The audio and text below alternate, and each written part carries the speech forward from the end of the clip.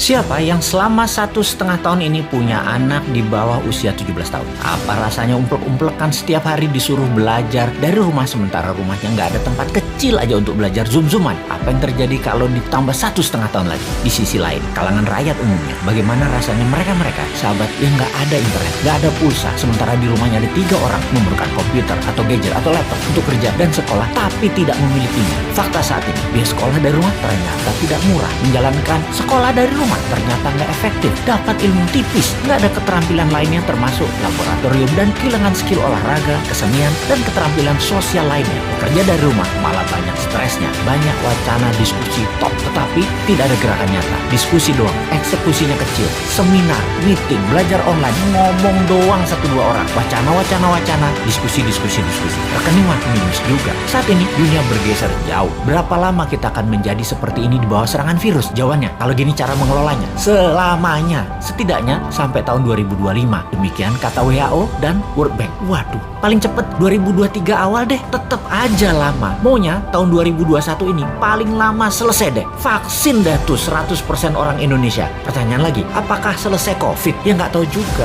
Menurut Ngana, selesaikah COVID ketika 100% manusia Indonesia sudah divaksin? Jawabannya nggak tahu. Misalnya, manusia setelah divaksin, efeknya tingkat kematian dan fatality-nya menurun, tetapi tetap bisa kena. Dimana kalau kena ya isolasi mandiri, katakan 10 hari. Setiap hari ada 30.000 orang bergantian bergiliran. Tiap hari ada 30.000. Karena 10 hari di isoman, maka yang dikurung hari itu adalah 300.000 orang per hari yang terkurung gantian sampai 100 juta orang. Gitu ya, 2 tahun itu bisa tercapai. Bisa lebih. Serem amat ya kalau ini terjadi. Untuk mencapai 60% populasi yang benar, ya bisa 2 tahun lagi, mungkin bisa 4 tahun lagi. Kalau hal ini terjadi, maka bukan hanya ekonomi yang ambiar, tetapi keterampilan sosial anak kita, keterampilan lainnya hilang. Bisa terjadi generation gap yang parah, di mana di tahun 2045, 24 tahun lagi, mereka usianya yang sekarang 10-20 tahun itu adalah mereka menjadi tulang punggung angkatan kerja dan usaha. Mereka, bayangkan, tidak punya keterampilan yang mumpuni. Maka angkatan yang usianya 50-70 tahun di kemudian tadi masih tetap bekerja dan ini tidak efektif. Maka gawat kalau bernegara tidak ada yang memikirkan hal ini, tetapi lebih memikirkan tenaga kerja asing bagaimana bisa masuk terus dengan dilindungi pejabat paling berkuasa. Alhamdulillah berhasil masuk terus. Itu lebih penting baginya sekarang. Saat ini generasi mendatang ngapain gue pikirin katanya. Yang penting saat ini lagi berkuasa, gak ada yang boleh halangin. Pokoknya gigi 5, gaspol, gue harus kaya. Lalu siapa yang urus generasi muda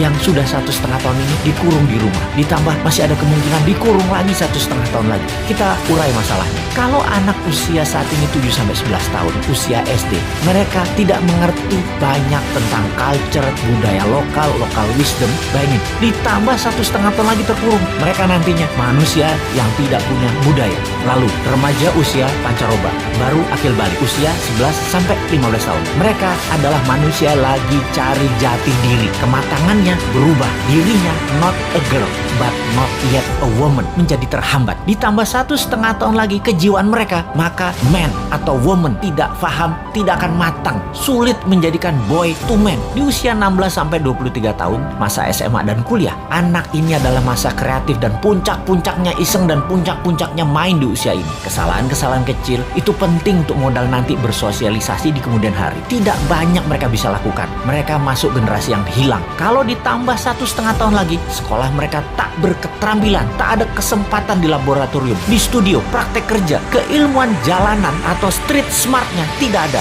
Hampir tidak mungkin membuat mereka berubah from man to gentleman. Ada 40% saat ini dari populasi Indonesia yang usianya saat ini 7-23 tahun. Yang 20 tahun lagi mereka merupakan tulang punggung keluarga, bangsa, negara. Jadi apa mereka ini nantinya?